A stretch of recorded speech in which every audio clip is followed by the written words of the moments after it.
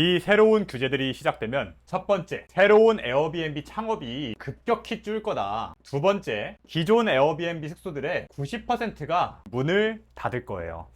제가 합법 에어비앤비를 시작한 지 벌써 3년 차고 지금 2개의 숙소에서 월에 1000에서 1300만 원 사이의 매출액을 내고 있는데요. 옛날에도 합법 에어비앤비 창업하기 힘들었지만 요즘 들어 정말 창업하기가 점점 더 까다로워지고 있는 것 같아요. 이번에 에어비앤비와 관련된 규제가 2가지 새롭게 생겼는데요. 하나하나 설명을 드려보도록 할게요. 첫 번째, 노후주택에서 합법 에어비앤비를 더 이상 할 수가 없다. 일단 요 합법 에어비앤비란 게 뭐냐, 우리가 숙박업을 정식으로 하려면 구청에서 허가를 받아야 되는데요.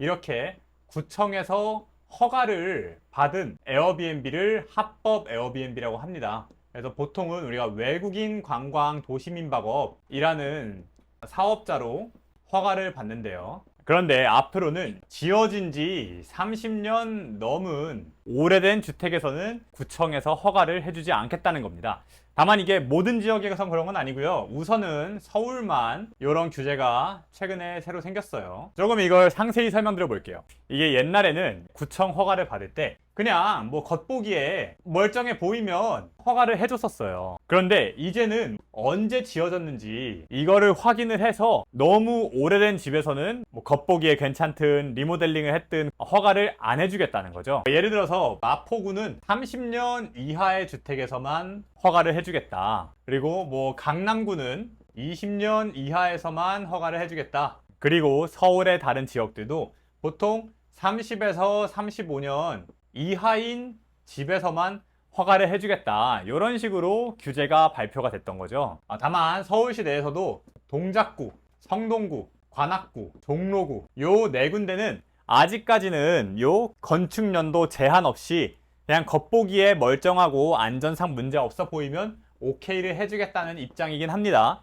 다만 이게 또 언제 바뀔지 몰라요. 그러면 두 번째로 새롭게 생기는 규제는 뭐냐? 합법 에어비앤비가 에어비앤비 사이트에서 모두 삭제될 예정이다. 자, 그럼 일단 불법 에어비앤비가 뭐냐? 구청에서 숙박업 허가를 받지 않은 에어비앤비예요. 자기가 그냥 뭐 방 하나 월세로 빌린 다음에 그냥 이렇게 꾸며놓고 사진 찍어놓고 멋대로 에어비앤비 사이트에다가 등록을 해놔서 손님을 받는 거죠. 그래서 사실은 이런 에어비앤비 사이트에 등록되어 있는 숙소 중 거의 90% 정도가 무허가 불법 에어비앤비였어요. 그런데 앞으로는 뭐다? 이 구청에서 허가를 받은 증서를 제출을 해야만 숙소를 등록시켜 주겠다. 그렇지 않은 숙소들은 올해 말부터는 숙소 등록을 할 수가 없고 내년 말부턴 기존에 등록된 불법 숙소도 삭제를 시켜버리겠다. 그래서 결국에는 어떻게 되냐면 이 90% 숙소가 무허가 불법 숙소를 했잖아요. 내년부터는 이 90%의 숙소가 삭제가 된다는 소리죠.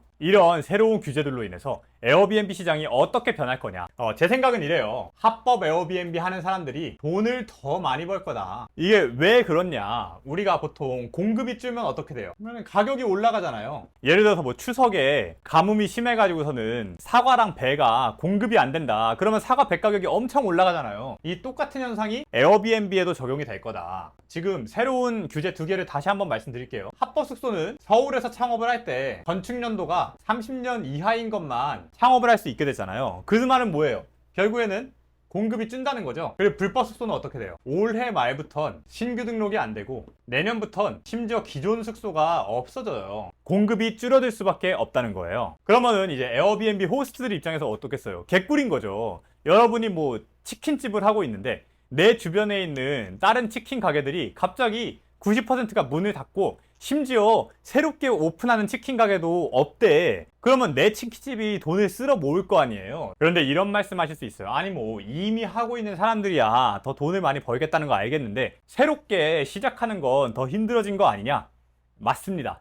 새롭게 시작하는 게 더 힘들어진 건 맞아요. 하지만 그렇다고 불가능하냐? 그건 아니라는 거죠. 서울에 30년 이하의 주택들이 이미 많이 있어요. 그리고 이런 건축연도 규제를 적용받지 않는 지역들도 많이 있어요. 아까 서울에는 뭐 성동구, 종로구, 동작구, 관악구 이런 것들이 적용이 안 된다고 했죠. 경기도나 그 외 지방들은 아직까지 이런 규제가 적용을 받지 않고 있죠. 사실 이런 지방 지역들 같은 경우에는 불법 에어비앤비 기율이 훨씬 높아요.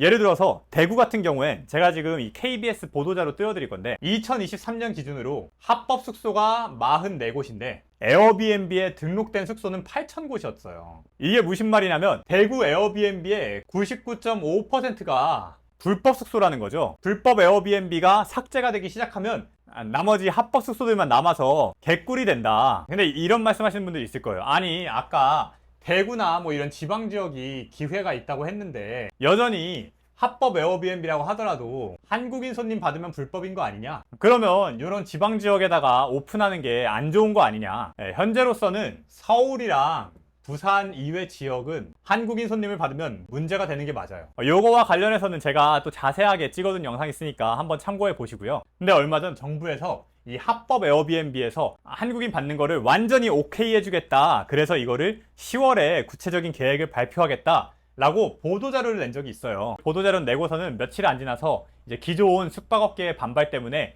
취소가 되긴 했습니다. 하지만 뭐 이런 보도자료가 나왔다는 것만 봐도 정부의 스탠스가 어떤지 알 수 있다는 거죠. 결국에는 합법 에어비앤비에서 한국인 손님을 받는 게 오케이가 될 가능성이 높고요. 정부 입장에서는 이거를 언제 풀어줄지 고민을 하고 있는 상황이기 때문에 막 이거 가지고서는 뭐 한국인 손님 받았다고 막 문제를 만들고 막 단속을 하고 이럴 가능성이 사실 높지가 않다는 거죠. 왜냐? 이 합법 숙소에서 한국인 손님 받는 거 잡는 것보다 애초에 무허가인 불법 숙소 잡는 게 훨씬 더 중요하기 때문에. 그러면 오늘 영상 한번 정리해 볼게요. 첫 번째, 서울의 경우 30년 이하인 주택에서만 합법 에어비앤비 창업이 가능해졌다. 다만 아직까지는 뭐 성동구, 관악구, 동작구, 종로구는 이런 제한이 없긴 한데 또 언제 거기도 바뀔지 모르긴 한다. 두 번째로, 불법 에어비앤비는 내년이면 전부 없어질 거다. 세 번째로, 공급이 줄어드니까 오히려 에어비앤비를 창업하기만 하면 더 많은 돈을 벌 수 있을 거다. 이렇게 세 가지 오늘 영상에서 말씀드려봤고요.